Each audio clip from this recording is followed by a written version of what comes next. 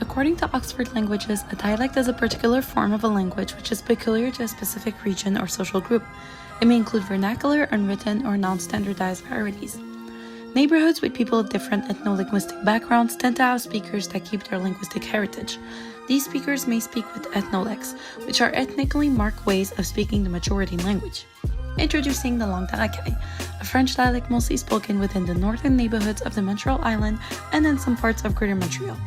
What characterizes this specific dialect is its important use of Haitian Creole, North African Arabic, French street slang, and American English that shape many of its terms, and it is often spoken by Black and Arab-identifying youths of the region as well as of the PUC. It is heavily influenced by the hip-hop culture of Quebec. Arguably, the Langue de Racaille could simply be a compilation of ethnolects, however, it seems too distinct for me to not be a dialect on its own. As a daughter of Algerian immigrants who was raised and lived in Montreal Nord my whole life, I was a product of my environment and grew up speaking this dialect.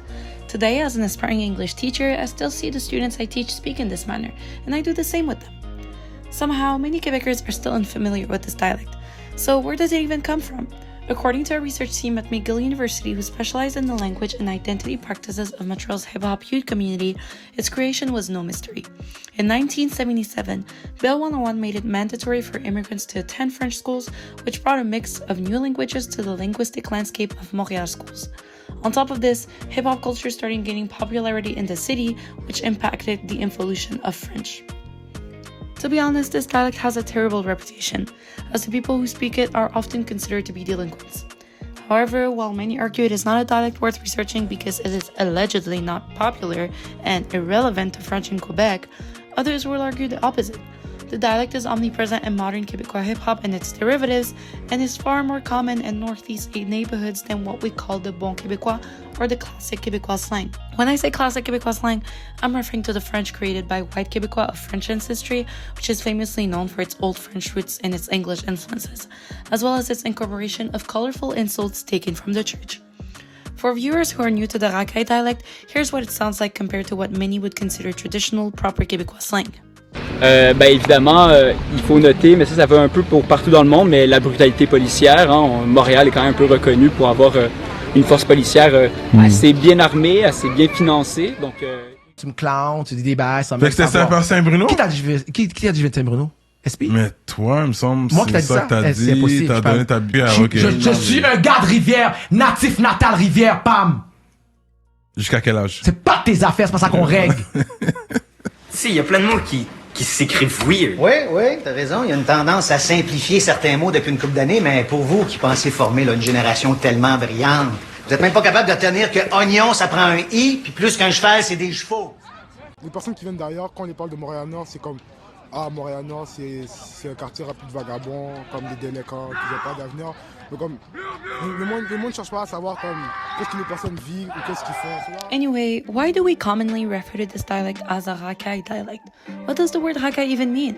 When you tap the term Racaille online, you get very little information other than negative commentary.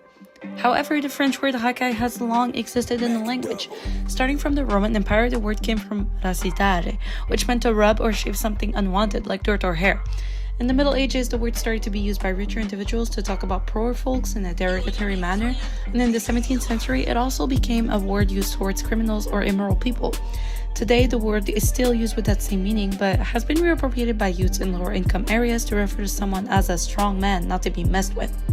However, the word still carries negative connotations, especially when used by people who are well off.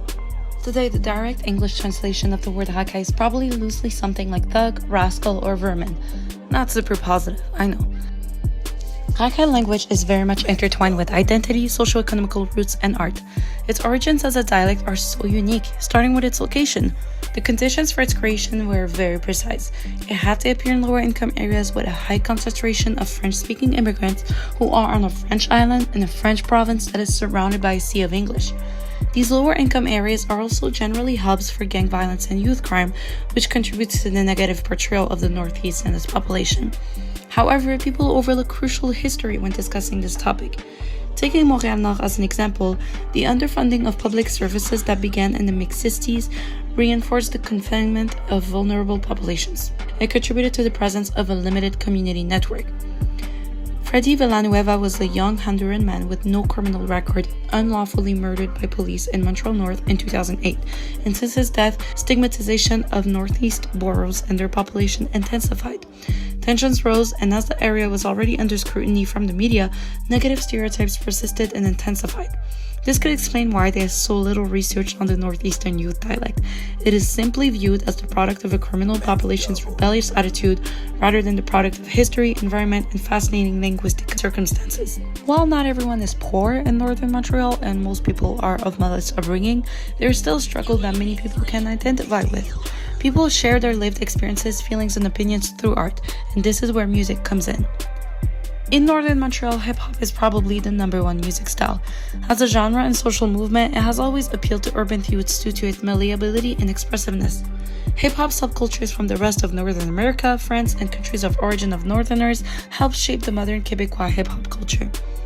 Today, the Quebec hip-hop scene is colorful with artists of various backgrounds, all influenced by other cultures and their own, who all commonly and interchangeably use langue de racaille in their music. Largely thanks to Quebec hip-hop culture, a typical sentence in langue de racaille could look like this. Je vais bouger avec la live avec mon dans la whip, on se catch plus tard. Wallah, je t'écoute ça en train de grime mon bail, tu me dois du cob. La meuf, c'est une ranceuse mais vague, je suis pas mind d'elle. This phenomenon has been observed by many, but has only recently started gaining traction in linguistic research fields. For a dialect that is so common among Montreal's youth, you would think it would have been researched at least as much as the Quebecois dialect has been. But thanks to negative stereotypes about young people and people of color, that's not really the case. One of the few linguists who have actually taken the time to archive this dialect is Jérôme 50, who is also an artist passionate about the French language in Quebec. He observed multiple dialects in Montreal in action, including the langue de racaille, and included it in his work titled Dictionnaire du chiller, which approximately means the slacker's dictionary. While this dictionary strays far from the politically correct, it analyzes and explains the modern Quebecois youth's use of French without any judgment. In doing so, he fights the negative idea that marginalized and racialized youth's language is a danger to proper French in Quebec that isn't worth researching. Now that you have a clear idea of what langue de racaille is, let's get into another topic. How is this dialect relevant to education and particularly second language teaching? As a student teacher who speaks this dialect, I thought I should get both academic perspectives and some thoughts from my entourage. I interviewed 6 people, Maïssa and Anne, 2 future ESL teachers, my best friend Maria, because why not, 2 anonymous speakers of the dialect, and an anonymous ESL teacher working at a Montreal North elementary school. Although their answers were all incredibly relevant, it would be too long a video, so I took note of whoever's points seemed to echo across all answers. So Maïssa, can you tell us what is a Racaille and what does it mean to speak like one? Okay, so from my experience, all the Racaille people that I have met have been predominantly Arab populations, a lot of minorities, so a lot of my Creole friends. Arab, I mean like Middle Eastern or like from Maghreb. You asked what it means to be? I honestly think it's a mix of languages. I mean, there's French influence I find a lot too, like PNL type. PNL is a boy band. Yeah, we use a lot of that language, a lot of Creole references. If I'm going to come up with an example, genre, je m'en vais Racaille. It's like I'm going home, but it's like, it's not French, it's more Creole. For Arab ones, genre... Wesh. Ouais, wesh, like, tu sais, la mif, des trucs comme ça. Like, I feel like that's very French Arab rather than... Exactly, Anna's here, by the way, she's helping me. But yeah, so that's what I think Racaille is to me. It's a very intense mix of culture. And how do you think this dialect is seen in Quebec? Is it seen positively or more? From my experience with school, it was seen pretty negatively. I think people tend to associate speaking that way to like a lack of intelligence or a lack of class. Which I think is the opposite. I had a lot of friends who were Racaille and who were top of their class, really smart, and who didn't feel comfortable being themselves and like using that language as much because they were discouraged from doing it at school. Sure. So as a future English language teacher, how do you think that you could potentially, if at all, incorporate this dialect into your teaching if you plan to teach to, let's say, speakers of the dialect? Oh my god, I think that it would be really cool to take some of the expressions and just translate them in English. I saw an episode, I've mentioned this in class before, but of Abbott Elementary, where the teacher Janine taught Philly slang. Anyway, like the principle of like teaching that slang. Exactly. I think it's important. I mean, it's the culture, and like I said in my UnEssay, like I don't think it's something we should push down. I think it's something we should encourage because it is a valid form of English. So yeah, I think that I would try to like incorporate it through a class in which we talk about the slang. I would definitely emphasize that use it. It's okay. It means something to you guys. That's how you communicate. Period. And I'd have maybe like a little translation activity, or we can watch music videos, translate them to songs, like I said, PNL, Enima, maybe not. It wouldn't have existed had it not been in Montreal, so I think that just by extension it is part of Québécois culture, though we often tend to think of Québécois culture as like what's more like associated to like the older white, like tu sais les réveillons, les rigodons, tu sais genre la culture québécoise associée genre de quand on était genre sous la colonie britannique, but it's not really that, and it has evolved, and with globalization we've had the opportunity and I think the privilege to see the birth of this language. So we met 4 years ago, or about that.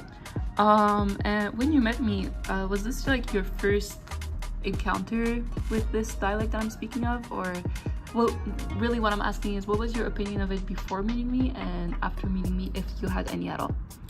To be fair, I didn't really even know it existed up until I met you and you told me about it, because I didn't grow up in Montreal. I would only go, as a kid, I would only go to Montreal to like do gymnastics or something. What's your thoughts on this dialect, if you have any at all? Like, how do you view it now? Do you view it more positively, negatively? Do you think in Quebec it's seen positively and negatively?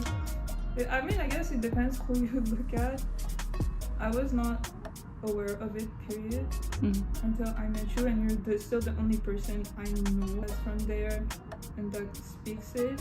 And sometimes there are like little expressions that I don't understand and that I've never seen anyone use that you use, and like what that mean? And I'm like, okay. And then I use it too, and you're like, what the For me, I kind of see it like in a neutral way, because like now I understand that it's just the way people speak, and like sure there's like it can be like associated with like gang activity or like things like that, and maybe that area is a little less safe, so people kind of like associate it with that. It's just the way people speak, and you can't really judge someone's character based off of that. When asked whether this dialect should be a part of second language education, the 3 anonymous interviewees had quite a lot to say. Yes, because it brings proximity between teacher and student and makes them feel concerned by what their teacher has to say. He can see how it could be bad because the dialect makes people think of gang language. As a speaker of the dialect, he doesn't feel like he assimilated negative opinions about it, and he thinks it's amazing that culture brought together all these languages into one dialect. He considers it second nature to him and thinks it's the language of everybody. Even a cop could speak it. He states that old people see it as a bad thing and young people see it as a good thing. The second interviewee says that language is a product of whichever environment you're raised in. If you grew up in the Northeast, you'll likely speak it. He agrees that young people see it positively and old people see it negatively because they don't understand it. He thinks at school it's not good to speak it because it's not a universal language, and he sees it more as slang than anything else. The teacher feels like young people today speak a totally different language sometimes. Each generation has their slang though, and words come from students' first languages, which is to be expected in a multicultural community. She thinks that in schools, it's better to keep to academic language. When she teaches English, she might use a small amount of French, but she relies on academic French regardless to maintain professionalism. She thinks students in the future will continue speaking this way even as they grow older, but adopt new words as they age. She expects the dialect will continue expanding and evolving. Many carry biases towards their own dialect for not being eloquent or respectable enough, while others are proud of it. As a multicultural community, the Northeast is somewhat surrounded by mostly white-centric neighborhoods, as well as the entirety of Quebec. Students should not feel alienated in academic contexts within their own communities. Rather, they should be able to use language as a tool of expression and be able to transfer that expressiveness to the L2 they learn. Language is not just a means of communication, it is also a central part to an individual's identity, and this identity shouldn't be lost in favor of speaking the second language in the proper dictated way. So there you have it. It's so important to support students that speak a dialect, even if it's different from yours. And it's really important to be able to connect with them on something that is so personal to them. Thank you for watching and have a great day. Bye-bye.